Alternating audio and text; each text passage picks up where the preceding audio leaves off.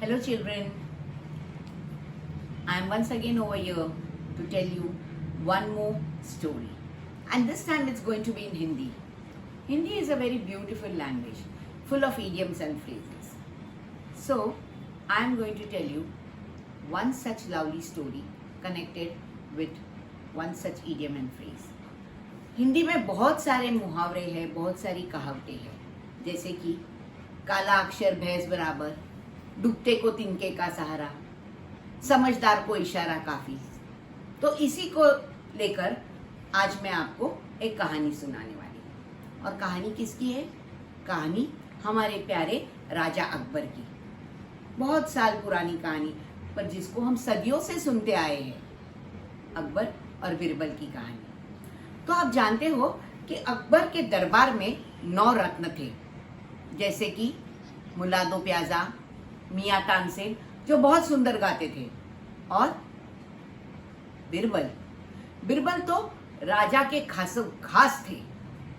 राजा का झुकाव उनकी तरफ था, और क्यों ना होता, क्योंकि बिरबल थे ही ऐसे, बहुत ही धूर्त, बहुत ही चतुर, बहुत ही शातिर दिमाग के। उनके पास हर सवाल का जवाब रहता था। इसीलिए जब भी महाराज कोई मुश्किल में आते तो पहले इंसान के बारे में अगर वो सोचते थे तो वो थे बिरबल। लेकिन दरबार में कई ऐसे लोग थे जिनको ये पसंद नहीं था।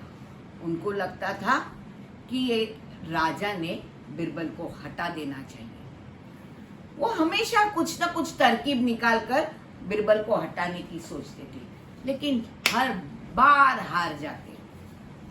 फिर एक बार उन्होंने सोचा, क्यों ना हम महारानी जी के पास जाएं और महारानी को कहकर बिरबल को हटा लें। फिर उन्होंने एक दांव बनाए, बड़ी तरकीब सोची और महारानी के पास गए और महारानी से कहा, महारानी जी, आपका भाई दिन रात इस राज्य के लिए काम करता है, सुबह से लेकर शाम तक मरते रहता है, किस तरह से जनता की सेवा कर सके इसके बारे में सोचता है, लेकिन इसके बदले में उन्हें क्या मिलता है? और वो देखो, वहां वो बिरबल 9 रत्नों में जाकर बैठे हैं। उनके लिए खास महल है, 50 नौकर है, लेकिन आपके भाई के पास। बड़ी अफसोस की बात है। यह सुनकर महारानी तमतमा उठी। ये जरूर गलत हो रहा है, कुछ ना कुछ करना पड़ेगा, और तुरंत जाकर बैठ गई कोप भवन में।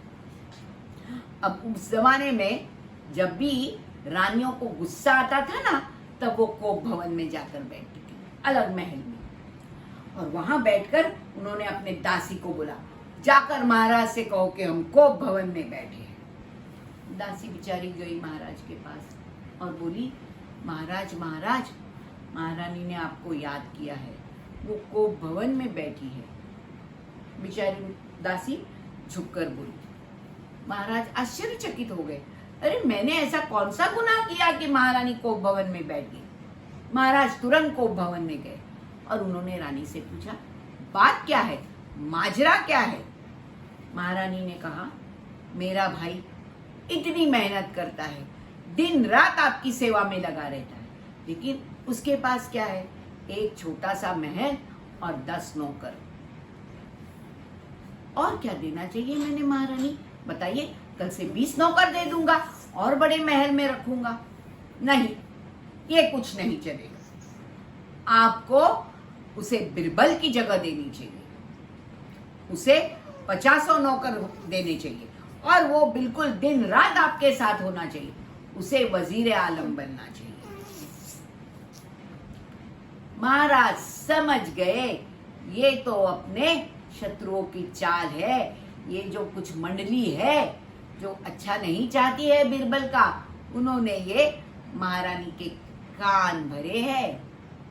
लेकिन महाराज चुप बैठे, बोले, ठीक है, अगर मुझे ये पक्का हो जाएगा कि तुम्हारा भाई जो है वो बिल्कुल समझदार है, मेरा एक इशारा समझ लेता है, और समझदार को तो इशारा काफी होता है, तो मैं जान जाऊंगा कि ये ना ही सिर्फ मेरी खिदमत के लिए पर पूरे राज्य के लिए सबसे अच्छा दावेदार है, तो मैं उसे बिरबल की कुर्सी दे दूंगा। महारानी खुश हो गई और अपने कोप भवन से निकल आई, महल में आ गई। दूसरे दिन सुबह महाराज उठे। महाराज उठकर बड़े क्रोधित अवतार में थे, गुस्से में, और बस वो यहां से वहां चल रहे थे। महारानी समझ नहीं पा रही थी ये हो क्या रहा है। महाराज बस यूं बुलाओ बुलाओ बुलाओ, कुछ समझ में नहीं आ रहा था। महारानी ने तुरंत नौकरों को बुलाया और उनको फलाहार दिया। महाराज ने उसे हटा दिया, बुलाओ बुलाओ। फिर महारानी ने उनको कुछ चाय पानी का प्रबंध किया। फिर भी महाराज ने उसे भी हटा दिया और बस बुलाओ बुलाओ बुलाओ करने लग गए। बुलाओ बुलाओ बुलाओ। फिर महारानी ने उनको कुछ नए कपड़े लाकर दिए। महारानी को लगा उन्हें कुछ कपड़े पहनने हैं। उसने अपने भाई को कहा, देखो बाबा इन्हें क्या चाहिए। उसने कपड़े लाकर दिया, वो नहीं हुआ। फिर महारानी के भाई ने उनको कुछ दूसरा खाना लाकर दिया। फिर भी महाराज एक ही बात बोलते गए, बुलाओ बुलाओ बुलाओ। महारानी ने कहा, अरे तू समझ नहीं पा रहा है क्या चाहिए महाराज को, शायद उनको उनकी तलवार चाहिए। ये कहकर भाई गया और उसने तलवार लेकर आया। लेकिन फिर भी महाराज बोले कुछ नहीं, बस बुलाओ बुलाओ बोलते रहे। फिर भाई गया और भाई ने और क्या लाया। भाई ने महाराज के लिए कुछ अच्छे जेवर लेकर आया। महाराज और क्रोधित हुए और बोले बुलाओ बुलाओ बुलाओ। तब एक सैनिक आ गया और सैनिक ने कहा, हुजूर, क्या मैं बिरबल को आपके पास लाऊं क्या? अब ये सवाल सुनकर महाराज थोड़े ठंडे से दिखे, लेकिन बुलाओ बुलाओ तो बोलते ही रहे। आखिर महारानी ने कहा, अब तो बिरबल को बुलाना जरूरी है। बिरबल आ गया। बिरबल ने देखा महाराज क्या कर रहे। महाराज खड़े होकर बस बुलाओ बुलाओ बुलाओ की रट लगा रहे, अपने दाढ़ी पे हाथ घुमा रहे, बुलाओ बुलाओ बुलाओ कर रहे। बिरबल हंस पड़ा और उन्होंने ताली बजाई। नौकर आया। तब बिरबल ने नौकर से कहा, अरे भैया, अरे एक नाई को, एक हजाम को बुलाओ, महाराज को दाढ़ी करनी है। वैसे महाराज हंस पड़े और बोले, बिरबल, एक तुम ही समझ सकते हो, समझदार को इशारा काफी है। और महाराज शांत होकर बैठ गए। नाई आया, हजाम आया, उन्होंने बिरबल की, महाराज की दाढ़ी की और महाराज ने अपना हाथ बिरबल को दिया और महारानी की तरफ देखा। महारानी बोली, महाराज मुझे माफ कर देना, मुझसे गलती हो गई। बिरबल से बढ़कर और कोई चतुर इस राज्य में नहीं है।